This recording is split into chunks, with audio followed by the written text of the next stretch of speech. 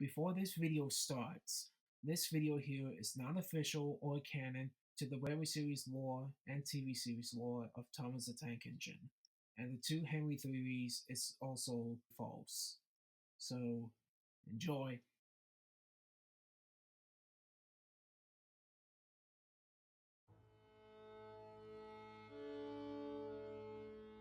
It had been many months since Henry the Green Engine had returned from Crewe, and over the course of many months, all of the engines would start to notice a sudden change in some of Henry's behaviors. No one exactly questioned him about this. He did just come back from a rebuild, so maybe he was just adjusting to his new shape. But over time, they began to notice a lot more significant changes in behavior. Ones that he had previously not shown before he went to Crewe. None of the engines ever really asked him about this, as they felt that they wouldn't really get that much of an answer out of him. Finally, one day, Edward decided to ask him. Oh, hello, Edward. Hello, Henry. I just wanted to talk to you, as the others and I have noticed a change in your behavior since you've come back from Crewe. I was just wondering why this is. The big green engine didn't respond to his question. Instead, his expression changed to a face of either guilt or restraint, as if he was withholding information that no one else knew. Sorry, Edward, I have to pull a train. Goodbye. And with that, the big green engine popped out of the yard, leaving Edward in pure confusion. He was confused beyond all belief. He wanted to know why Henry seemed to get so nervous when he brought this up to him. But, thinking that he wouldn't get any more answers out of Henry if he asked further, he simply thought it best to just leave it and not ask any more questions. About a day or two had passed, and no more questions were asked on the subject. Edward was resting in the sheds one evening when Sir Topham Hatt came up to him. Edward, I need you to take a delivery of scrap to a scrapyard on the mainland. Yes, sir. And with that, Edward popped out of the shed to collect his goods train. On his way to the scrapyard, Edward began thinking to himself about the last time he had spoken to Henry. He really wanted to know why he got so nervous over such a seemingly simple question. And he really wanted to know why Henry had been acting so strange and different ever since he had come back. Like everyone else, Edward thought that he was maybe just adjusting to his new shape. But this was months after he had come back. Surely he would have adjusted by now.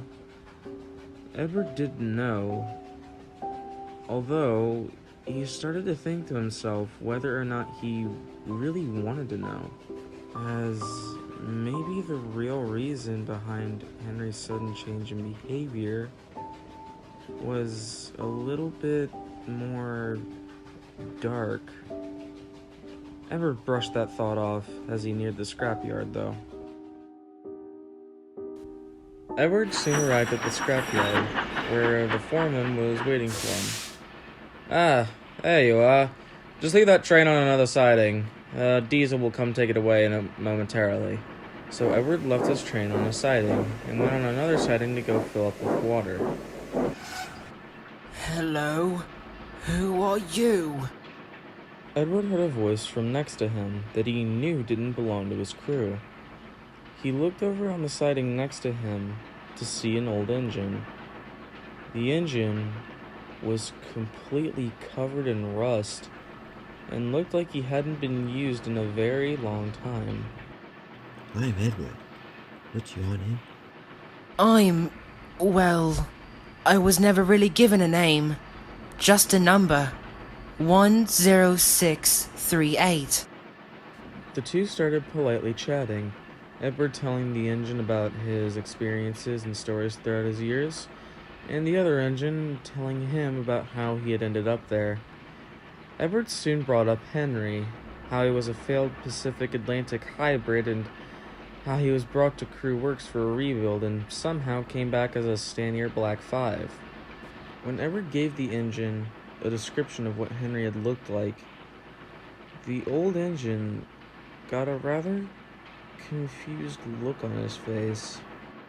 Mate, there was never an engine with that description sent to Crew Works. However, there was an engine of that description sent here, and, well... The old rusty engine paused, as if he was holding something back. Well, what? The old engine questioned. It was never a rebuild. Edward then heard another voice coming from his left. But this voice sounded all too familiar. Edward hesitantly looked over and stared in shock. What he saw could not have been real.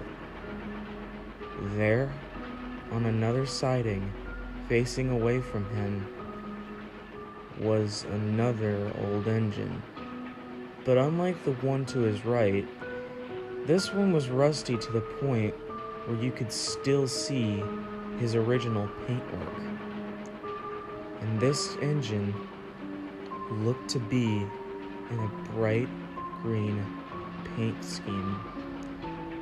This engine had 4 trailing wheels at the front, 6 large driving wheels, and 2 small trailing wheels at the back. It looked to be a hybrid of an Atlantic and an A1 Pacific specifically. Edward couldn't believe what he was seeing.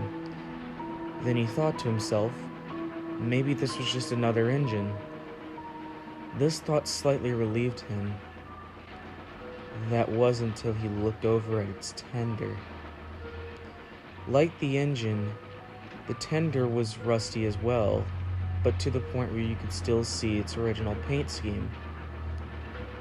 Not only could you see the paintwork, but through all the rust, Edward could make out a large 3 on the engine's tender. Edward couldn't handle what he was seeing. As soon as his tender was filled up with water, he darted out of the scrapyard and didn't stop until he made it to Sodor. By the time he made it back to Sodor, though, it was already dark by that point. So Edward decided to sleep in a shed at Vickerstown for the night. Whilst trying to go to sleep, Edward felt a small tear trickle down his face. Edward never did tell the other engines about what he saw that night. He never wanted to, as he feared that they wouldn't believe him, or if they did, that no one would ever look at Henry the same way again. He certainly didn't look at Henry the same way again after that night. He never told Sir Topham Hatt about it, as he thought that he would never get any sort of answers out of him. And he certainly didn't feel like approaching Henry about it, as he had already had bad luck with that last time. But now Edward didn't need to ask him. Edward now knew the truth. That Henry had never been sent to a fine place for sick engines.